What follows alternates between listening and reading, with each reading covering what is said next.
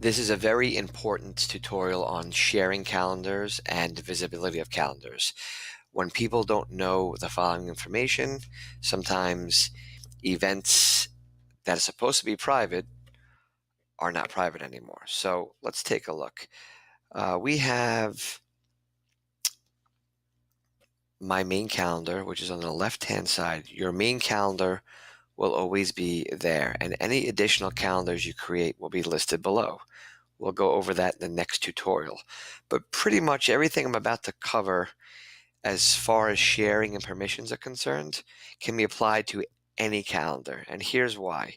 What you do is if you scroll over the calendar and you click the options button and you click settings and sharing, this is the main settings and sharing page for your entire Google Calendar app. And they have made it easier because they basically divided it into two sections.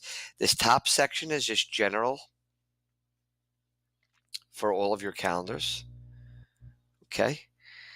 The bottom section is for each individual calendar. Right now, we only have one calendar. So you click the calendar you want to edit.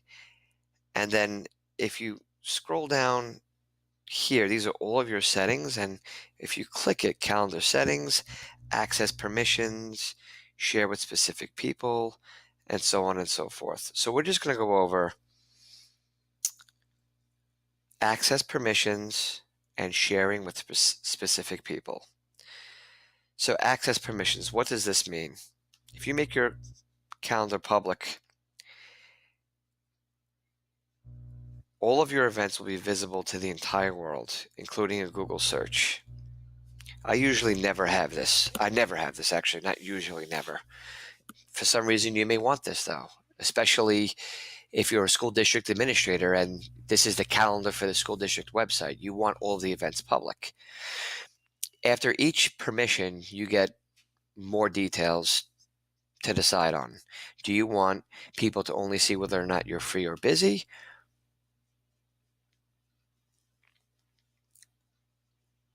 Or do you want them to see all event details?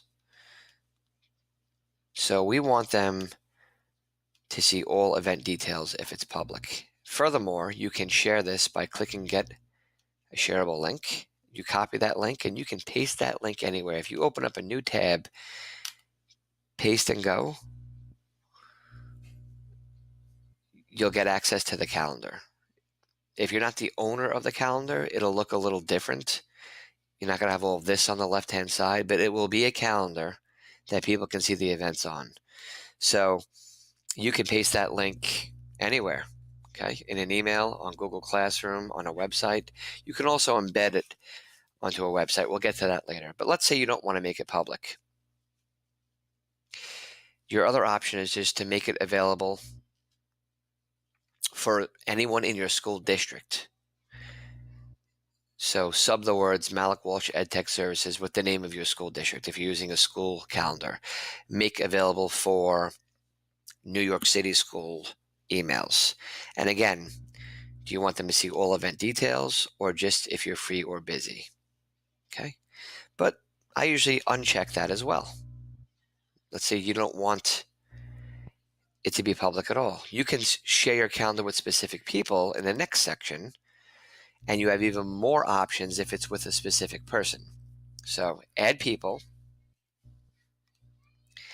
and then it gives you your 4 different permission options from the most restrictive to the least restrictive, from the least amount of freedom to the most amount of freedom. So do I want Kelly to see only my free or busy, or do I want Kelly to be able to see all of the event details, edit events, and then the last option is she can edit events and she can share with other people, okay?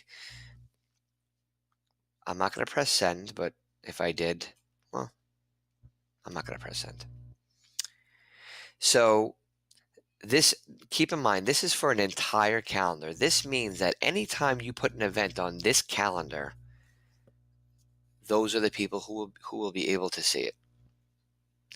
Lastly, another way to integrate the calendar, if it's public, remember, it's got to be public.